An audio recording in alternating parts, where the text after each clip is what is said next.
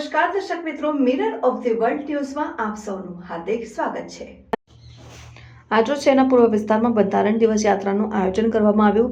સંવિધાન દિવસ નિમિત્તે સમણ સંઘ વડોદરા દ્વારા સંવિધાન યાત્રાનું આયોજન કરવામાં આવ્યું। દેશની આઝાદી બાદ તારીખ 26 નવેમ્બર 1949ના રોજ બાબા સાહેબ આંબેડકર દ્વારા વિશ્વના મહાબંધારણને ભારત દેશને અર્પણ કર્યું હતું, ત્યારથી સંવિધાન દિવસની ઉજવણી કરવામાં આવી છે। આજરોજ સંવિધાન દિવસ નિમિત્તે સમણ સંઘ વડોદરા દ્વારા સંવિધાન યાત્રાનું આયોજન કરવામાં આવ્યું હતું।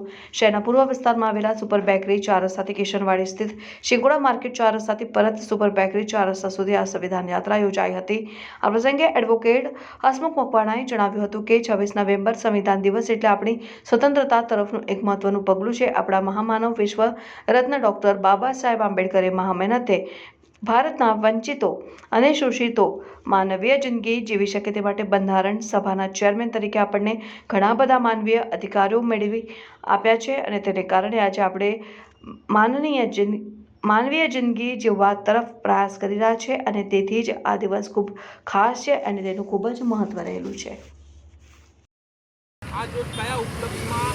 આજરોજ 26 નવેમ્બર 1949ના રોજ આ વિશ્વનું મહાન બંધારણ બાબા સાહેબ આંબેડકરે ભારત દેશને અર્પિત કર્યું, તેના નિમિત્તે આજરોજ આ સંવિધાન યાત્રાનું આયોજન કરવામાં આવેલું છે।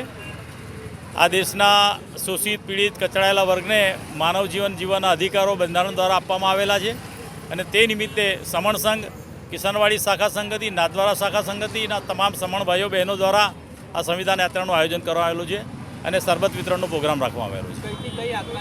સંવિધાન યાત્રા સુપર બેકરી 4 રસ્તાથી કિશનવાડી શિંગોડા માર્કેટ 4 રસ્તાથી પાછી પરત થઈને અહીંયા સુપર બેકરી આવેલી છે અને અહીંયા શરબત વિતરણ પ્રોગ્રામ ચાલે છે અને મેસેજ સમાજને આપવા માગીએ છીએ કે બંધારણ દિવસની ઉજવણી કરવી જોઈએ અને બંધારણના જે અમૂલ્ય હક્કો છે, અધિકારો છે, તેને દરેકને મળવા જોઈએ અને એ પ્રમાણે બંધારણનો અમલ થવો જોઈએ આ દેશમાં। મારું નામ સમણ હસમુખભાઈ મકવાણા, હું એડવોકેટ છું।